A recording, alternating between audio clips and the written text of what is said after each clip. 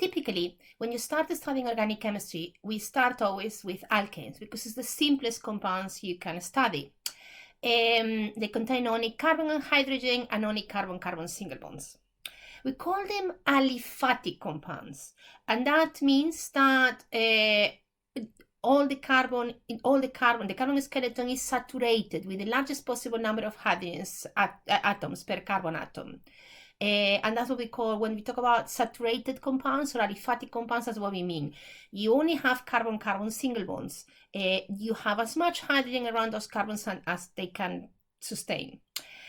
The simplest alkane you can have is methane. It has 1 carbon atom and is surrounded by hydrogens.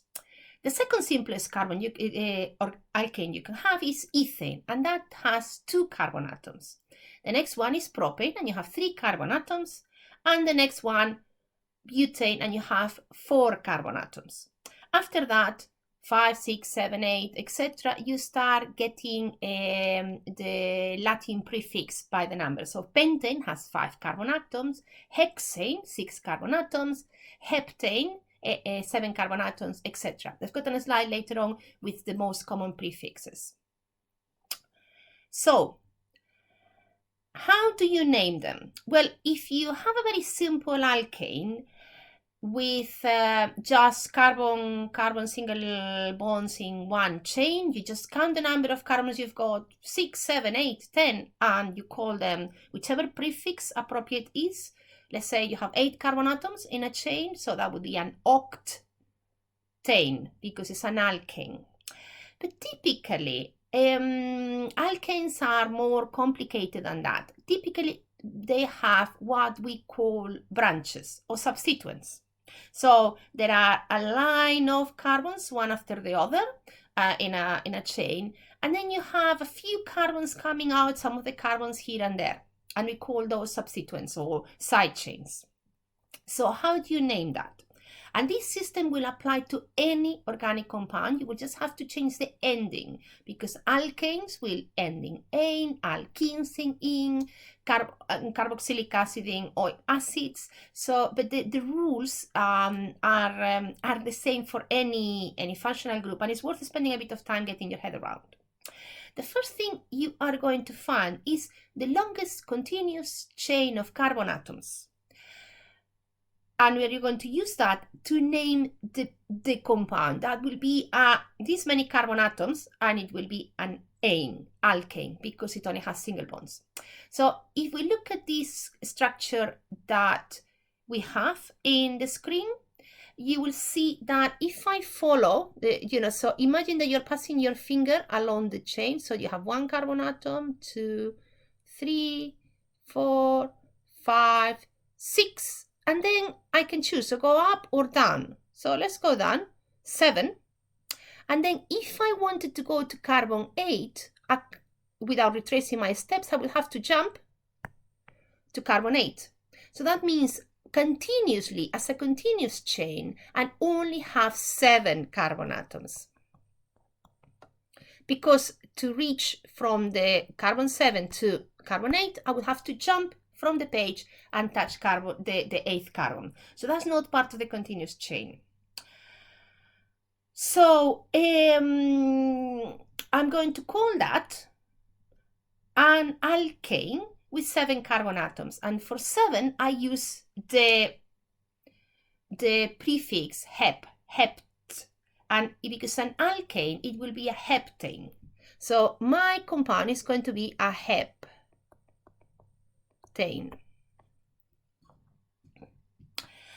But it's not only a heptane. This is the bit of the heptane. These 7 carbon atoms here. But then my heptane has something hanging from one of the carbons. And I need to name that something. So how do I do that? Okay. I go back. This is my friend heptane. I've already named this. So this is going to be a heptane. And my heptane has something attached to it, and we call that an alkyl group. And why do we call it alkyl? Because what we mean is that this is not a compound that sits on its own. It only lives attached to a larger carbon chain. So look at what I've done here. Here you've got methane that has 1 carbon and 4 hydrogens. If I remove of the 4 hydrogens, if I remove one of them, and then this carbon would be able to attach to something larger from that bond, because now it has a bond free. I call that an methyl group. So methane is a compound with 1 carbon and 4 hydrogens. Methyl is 1 carbon and 3 hydrogens and 1 free bond to attach somewhere else. Ethane is a compound that has 2 carbons and each carbon has 3 hydrogens each. The fragment, we call them radical or alkyl group, ethyl, is those 2 carbons from the ethane. One of them has lost 1 hydrogen, and that has liberated 1 bond from that carbon to attach to a larger molecule. So I look at my substituent and I see that it's only this one here that I've got in the square, and that's only 1 carbon. So when you have a substituent that is only 1 carbon, that is a methyl group. So my heptane is not only a heptane, it's a heptane that has a methyl attached to it. So it's a methyl heptane. And that's fine, but it still doesn't say everything. And it doesn't say everything because it doesn't tell your reader where that methyl is, because it could be in that carbon, it could be in a number of other carbons across the molecule. It could not only be in that particular carbon. So what do? Well, you number the carbons of the main chain. So how can you name them? So you number them. Well, you start from the rest from the left or from the right. So if I start from the left, 1, 2, 3, 4, 5, 6, 7. And if you start from the right, 1, 2, 3, 4, 5, 6, and 7. So if I start with the numbers from the left, starting the 1 on the left, then my methyl group would be in carbon 6. And if I start from the right, my methyl would be on carbon 2. So the best thing is to start numbering from 1 to 7 from the right, because that gives me that methyl in the lowest possible number. So I've got a methyl in carbon 2 of my heptane, and I put a number and I put a dash between the number and the letters. So the methyl heptane is one word, methyl heptane, and the 2 has a dash in between the 2 and the first letter. Now, if we look at this compound, it's much more complicated. I can see straight away that it seems to have like a long chain. I haven't really worked out if the long chain goes like this or like this. I will have to investigate that. And then it has this sort of things coming out of the main chain. So when I have that sort of more complicated structures, then I might have a methyl group and an ethyl group as substituents, or then I will put them in alphabetical order and I will tell the reader in each, where all these different substituents are. I'm going to ask you to stop the video now and have a go at naming this structure. See if what I've told you before is enough for you to at least have a first go at naming it. Stop the video now, please.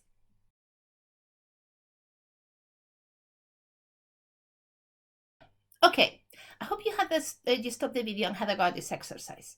So the first thing I need to identify is the longest chain, and I have been kind of looking at different possibilities. The one across my line of sight is actually not the longest chain because I have 1, 2, 3, 4, 5, 6, 7, and if I do 1, 2, 3, 4, 5, 6, 7, 8. 1, 2, 3, 4, 5, 6, 7. Yes, I think my longest chain is this one that goes like slightly sideways, and 1, 2, 3, 4, 5, 6, 7, 8 carbon atoms. So my longest chain has 8 carbon atoms. The prefix for 8 is oct, and it's an alkane. So this is going to be octane.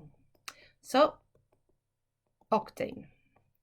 Now, my octane has a few substituents, actually 3 substituents. It has this one here, and this one here, and these are both methyl groups, so it's going to have two methyl groups. So I write dimethyl. We use the Greek prefixes, di for 2, tri for 3, tetra for penta, etc. And it also has this one CH2CH3, and that one is an ethyl group, okay? So it has one ethyl group. I have an octane that has one ethyl group and two methyl groups. I put them in alphabetical order. So the ethyl goes first and the methyl, two of them, go second. So because E goes before M in the alphabet. So I have a dimethyl and I've got an ethyl. Look how I'm leaving spaces, because now I need to tell my reader where that ethyl is and where those two methyl groups are. So I name this structure. I number the structure from the left to the right or from the right to the left. So if I number it from the left, 2, 3, 4, 5, 6, 7, 8. And if I number it from the right, 1, 2, 3, 4, 5, 6, 7, 8. So if I number it from starting from the left, I would have a methyl group in carbon 3, and the other one would be in carbon 6. And my ethyl group would be in carbon 5. And if I start numbering from the right, my methyl group would be again in 1, 2, 3.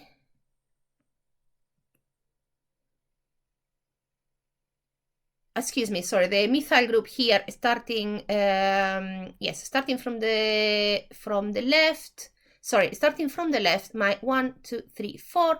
My ethyl group would be actually in carbon 4, sorry. I was thinking, I'm making a mistake here.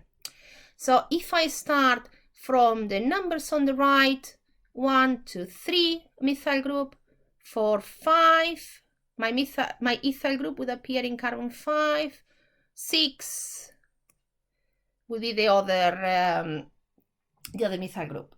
So the dimethyl groups, the two methyl groups do not change numbers. They seem to be falling carbons 3 and 6, but the ethyl group changes slightly if you are looking at the numbering from the right or from the left.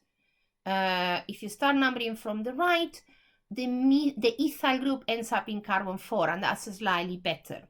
So I'm going to ignore the numbering from the left and keep the numbers from the right, starting from the right. So this would be a 4 ethyl, and then I put dashes between numbers and letters, and 3, 6 commas in between numbers. So if I read this name, when you read an organic name, it's worth starting at the end of the compound, which sounds quite non-intuitive, but the end of the compound will tell you what the compound is, and the beginning of the compound will tell you all the substituents that thing has. So what this name is telling me, starting from the end, is that I have an alkane, because I start finishing a alkane. I have an alkane with 8 carbon atoms because I have an octane, and my octane has a few things, a few substituents. It has 2 methyl groups that are in carbon 3 and 6, and one ethyl group which is in carbon 4.